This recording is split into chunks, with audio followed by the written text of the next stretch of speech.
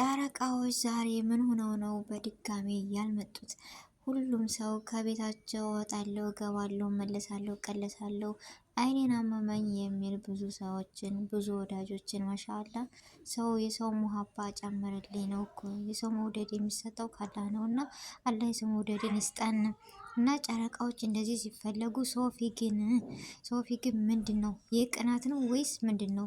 ፈኪ ጋር አበደን አብረሽ አትኬጂ ማለት በፍጹም አትገናኙም ነው።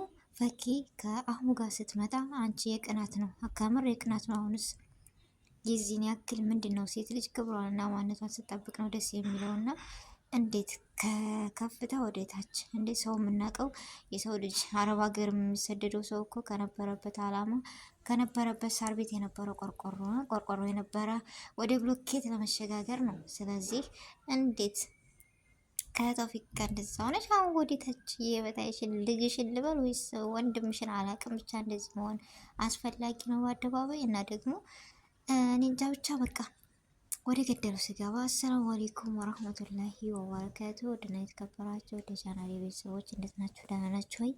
ከኔ ጋር አልሐምዱሊላህ። እንደውም ክርስቲያን እህት ወንድሞቼ ሰላም ብያለሁ። በያለንበት የዓለም ዳርቻ ሰላማችን ይብዛ። አላህ ሀገራችንን ሰላሙን፣ አንድነቷን፣ መተሳሰብ፣ መከባበርን ይመልስልን። ሁላችንም በዱዓ በጸሎት እንበርታ። ወደ ቤተሰቦቼ ለዚህ ቤት ደግሞ አዲስ የሆናችሁ የጨረቃ ፋሚሊዎች እንዲሁም የሶፊና የአኑ ቤተሰቦች ሰብስክራይብ አድርጉኝ፣ አሳድጉኝ፣ አይከፈልበትም። መልካምነት ለራስ ነው። እንዲሁም ነባር ቤተሰቦች ከጎን የሆናችሁ ስለምትሰጡኝ አስተያየት ስለምታበረታቱኝ እጅግ ከልብ አመሰግናለሁ። ዛሬም ነገም ብርታታችሁ አይሌ ነው የምለው እና ዛሬ እንደተለመደው ወደ አጀንዳ ስገባ ምን መሰላችሁ?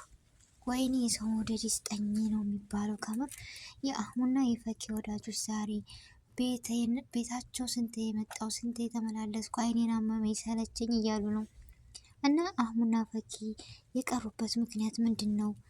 ብዙዎቻችሁ ተጨንቃችኋል። ምንም አልሆኑ። ጨረቃዎች ደምቀው ተውበው ይመጣሉ። በተስፋ ጠብቁ። ያው እኔ አረጋግጬ ነው የምነግራችሁ፣ ምንም ነገር የተፈጠረ የለም። ያው ስለምትወዱ የሰው ሀሳብ ሰው ለሚወደው ሰው ነው የሚጨነቀው እና ተጨንቃችኋል። ነገር ግን ጨረቃዎች ፍክት ብለው ይመጣሉ እና አይኔ ነው ወይስ ጆሮዬ ነው? አይኔ ሳይቷታል፣ ጆሮዬ ነው ግን የሰማው የኔ ፍቅር ማድረሽ ሰማሁት። አኗር ለሶፊ ሶፊ ደግሞ እንደምታዋት ሶፊ ግን በነገራችን ላይ የምትወዷት የምታከብሯት የሰው ልጅ የማይቀይረው ነገር የለም፣ ይቀየራል። እና ብትመክሯት እዚህ መታችሁ ልትናገሩ ልትሰድቡ ምናምን ትችላላችሁ። ግን እኔ የመሰለኝ ሴት ልጅ በማንነቷ ስትኮራና ሴት ልጅ በራሷ ማንነት ስትወደድ ነው ደስ የሚለው። ስለዚህ ለምን እንደዚህ ደግሞ ትናንት ኒካ ካደረግን ማድረሽ ኒካ የሰው ልጅ መቀለጃ ነው እንደዚህ ለሚዲያም ቢሆን ሰው ልጅ እንደዚህ አይቀለድም። እንደዚህ መሆን ተገቢ አይደለም። ለምን ዛሬ ደግሞ የኔ ፍቅር ቀለበት እንዴ የዚህን ያክል ምንድን ነው? ስንት የሚሰራ ነገር አለ በሀገር ላይ። ከዚህ ሁሉ ወጥታችሁ እንደፈለጋችሁ ሆናችሁ ግን የሆነ ለእኛ ራሱ ለተመልካች ክብር ኑሯችሁ ይሆናል አይደለ? ስንት ሀገር ናፍቆን የምናፍቀው ሀገር አለ። ስንት ምክሮች አሉ። ስንት ዘና የሚያደርግ ነገር አለ። ያንን ብትሰሩልን ለእኛ የተሻለ ነው አይደለም? ይሄን ዛሬ ኒካ አሰርን፣ ዛሬ ቀለበት ከውሸት የጸዳ ሲጀምር። በዚህ ነገር ደግሞ እየቀልድ አይደለም። ኒካ እኮ ትልቅ የተከበረና የአላህ ሱብሃነሁ ወተዓላ መስፈርት ነው። ስለዚህ እንዴት ይቀለድበታል? ሶፊና አኗር የሚሰሩት ነገር ተገቢ አይደለም። ስለዚህ በፈኪ ቀንተሽ ከሆነ የቅናት ከሆነ ሶፊ በፍጹም ፈኪ ማለት ጠንካራና ብርቱ ራሷን ዝቅ የማታደርግ ጎበዝ ጠንካራ ልጅ ናት ሀቂቃ። ምክንያቱም አንቺ ግን እንደዚህ የሆንሽበት ምክንያት ምን እንደሆነ አናቅም፣ ለምንም እንደሆነ አላቅም። ምክንያቱም እኔ ሶፊ ማውቃት በእርግጥ ጠንካራና ጎበዝ የዋህ ድሃን የምትረዳ ነበር። ድሃዎችን የምትረዳ ጎበዝ ጠንካራ ሳቂታ የዋህ ነች። በእርግጥ ሶፊ ግን እዚህ ጋር ደግሞ የምትሰራው ነገር ተገቢ አይደለም። እንደ ጨረቃዎች ለነሱ ፈኪ ጋር እኩል አልሆነች ምናምን ልትሉ ትችላላችሁ። ፈኪ ብትሄድም ብትምልም በቃ ያደረገችውን ብታደርግ ከአኩ ይዋጋል አይደለ? የሰው ልጅ እኮ በራስሽ ማንነት የራስሽ የምታደርገውን ከአኩ ያጋ ነው።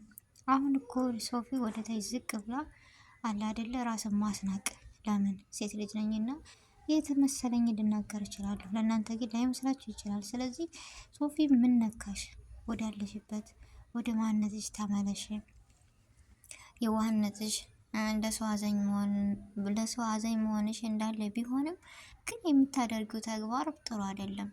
አገር ያላችሁ ዩቲዩበሮች እስኪ ለሰው የአይኔ ክብር ይኖራችሁ። በቃ ስንት አገር አሳዩን። ጥሩ ነገር ምክር ነገር አቅርቡልን፣ ምከሩን። ይህ ነገር ብወጡ ብመጡ በቃ ብሰሩ እንደዚህ ነው እንደዚህ ነው እያላችሁ ለእኛ ጥሩ ነገር ንገሩን። ሞኒ ካሰርኩ ዛሬ ቀለበት አረኩ እያላችሁ እንትን የምትሉን። ስለዚህ እኔ ይሄ የቅናት እንጂ የሌላ ነገር አይደለም ብያለሁ። ምክንያቱም ሶፊ እንደምናውቃት የዋህና ጠንካራ ነበረች፣ ግን አሁን ላይ ምን እንደሆነች አናውቅም። ማለት በማይቀደደው ትቀደዳለች። እኔ እንጃ። አኗር ደግሞ የኔ ፍቅር የኔ የሚባለው ቃል ምን አይነት እንደሆነ ታውቃላችሁ እንዴ? ወይስ ምንድን ነው ነገሩ? አልገባንም። ወይም የተደበቀ ሚስጥር ካለ ከዚህ ሁሉ ሀሜት ከዚህ ሁሉ ነገር እኛንም አድኑን፣ አውጡትና ሚስጥሩን። ካልሆነ ግን ይህ ነገር ተገቢ አይደለም። ጨረቃዎች ግን ፈኪና አህሙ ባላቸው ነገር በራሳቸው በቃ ሲጀመር ለሰዎችም በቃ ይህን እንጃ የሆነ ደስ ይላሉ። እንደውም ቢጣመሩ ያለ ነው እኛ ነገር ምን ያው የመዳም ቃም የማይገባበት ነገር የለም። እና የሰው ሀሳብ ያሳስበናል፣ የሰው ጭንቀት ያስጨንቀናል። ያው አሁንም ቤታቸው ስንት ጊዜ ገባን ስንት ጊዜ ወጣን አላዴል። ለምን ስለምንወዳቸው የሚሰሩት ነገር ያይኔ ፕራንክም ቢሆን አስተማሪ ነው። የሚሰሩትም ነገር ዘና ያደርጋል። እኛ ደግሞ በአረብ ሀገር የምንኖር እህት ወንድሞች ምንድነው የምንፈልገው? በቃ ዘና የሚያደርግ ነገር፣ ትምህርታዊ ነገር፣ በቃ ሀገራችንን ሁሉ ነገር ይናፍቀናል እና እንደዛ ነው። እነ ሶፊና አኗር ግን የሚሰሩት ስራ ተገቢ አይደለም። ስለዚህ አኗር ወንድ ልጅ እስከሆነ ድረስ ሴት ልጅ ደግሞ ወንድ ልጅ የምቀይርበት አላት የራሷ ማንነት አላልን። እሷ ከሳቀች ማንም ነገር ወይም እሷ እንትን ካላለች በማንነትማ አትስራ ሳይሆን ሶፊ ትስራ። ግን የሆነ ከልክ የበለጠ ነገር ሆነ፣ የወጣ ነገር ሆነ። አኗር ማለት የትናንትና ልጅ ነው። እሷ ደግሞ የወደተች መታ እንደዚህ መሆን እኔ የቅናት እንጂ እንደዚህ ነው ብዬ ልል አልችልም። ቤተሰቦች የእናንተን ሀሳብ እና አስተያየት ደግሞ አላቅም። ያው እኔ ልሳደብ ወይም ለምን አይደለም ስድብ፣ እሷን ሰደብኩ ማለት ራሴን ሰደብኩ ነው ሴት ልጅ እስከሆንኩ ድረስ። ግን ሴት ልጅ በአደባባይ ቢሆንም በስነ ስርዓት ባለው አለባበስ በስነ ስርዓት ባለው አይነት የሆነ ሁሉም ነገር አለው እኮ እንዴ። ለሁሉም ጊዜ አለው ወይም ለሁሉም ልክ አለው ይባላል። የእሷ ግን ከልክ ያለፈ ሆነ። ፈኪና ሶፊ ሲጀመር አይገናኙም በፍጹም። ካለባበሳቸው ምናምን ሶፊ ጋር እንደነበረች አለባበሷ ራሱ መሻላ ነበረ ፈኪ ሶፊ ጋር ያለች። ላኪን አሁን ፈኪና ሶፊ ከተለያዩ ሶፊ የምትለብሰው ልብሷ ራሱ አንድ ሙስሊም የሚጠበቅ አይደለም። ለምን እንደዚህ ይሆናል? ብቻ ያለው ነገር ይሄ ነው። ካጠፋው ይቅርታ ውድ ቤተሰቦች። በአዲስ ነገር እስከምንገናኝ አሰላሙ አለይኩም ወረህመቱላሂ